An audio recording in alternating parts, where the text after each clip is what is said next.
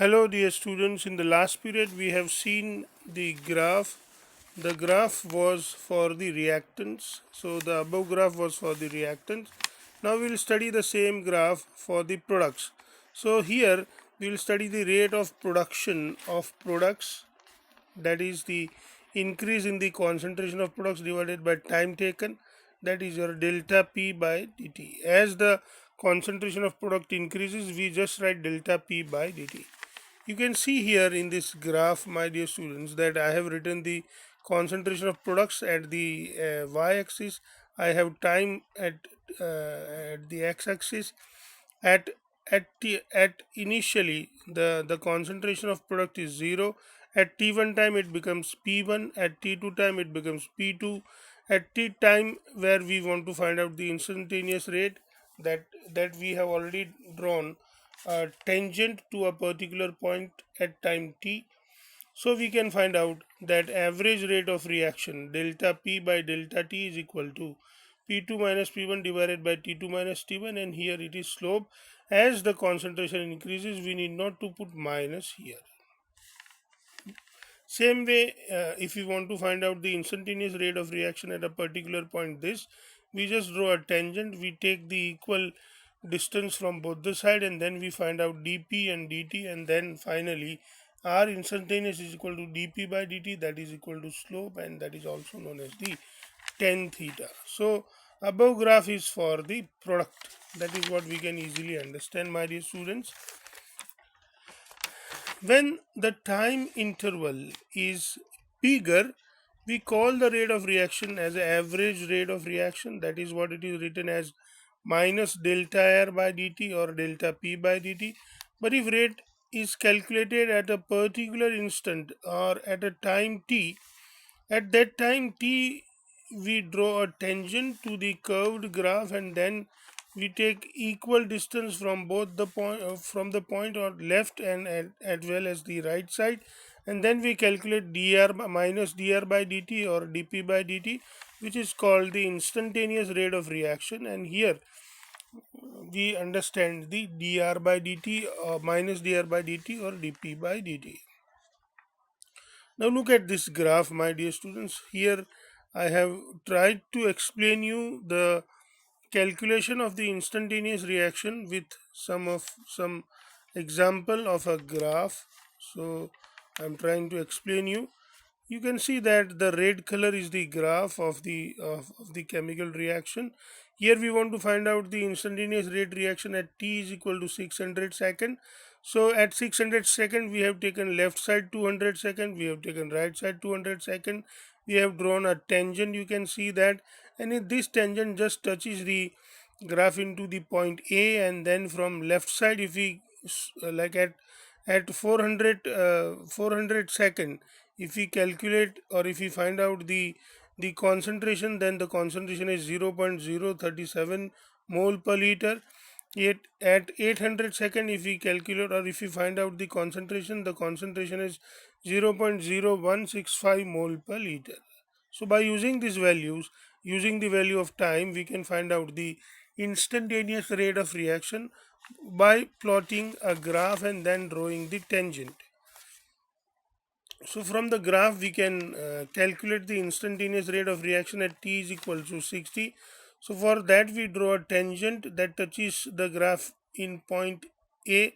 From A we take two equidistant point B and C, which are at 200 seconds at left side and 200 second right side. Now instantaneous rate of reaction R instantaneous at t is equal to 600 is equal to minus dr by dt.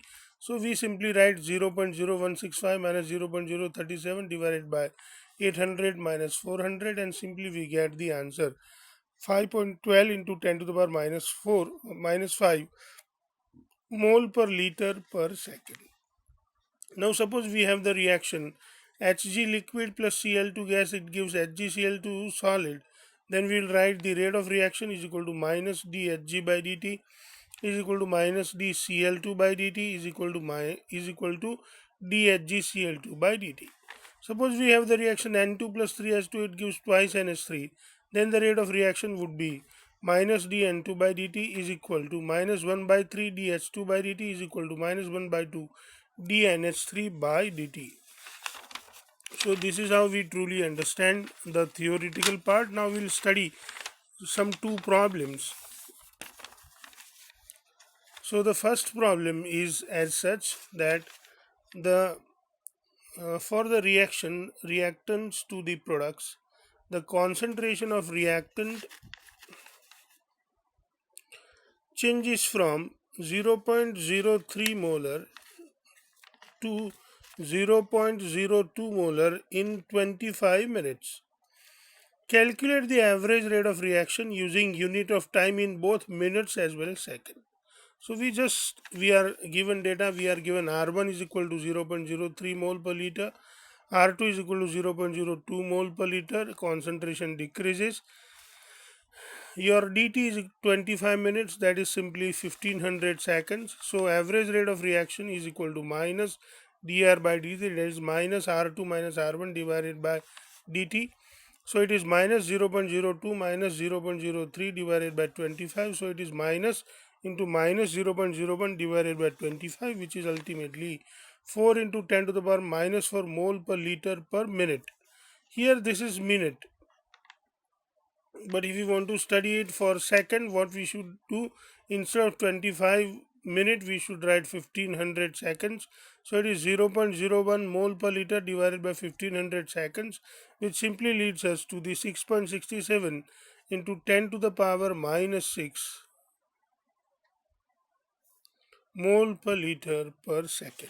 Now we'll move to the next question.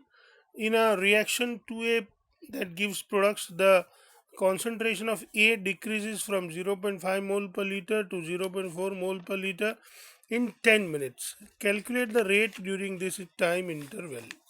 You can see here that the reaction goes as 2A that gives products. So you have R1 is equal to 0.5 mole per liter, R2 is equal to 0.4 mole per liter, dt is 10 minutes, and rate of reaction is equal to minus 1 by 2 dr by dt.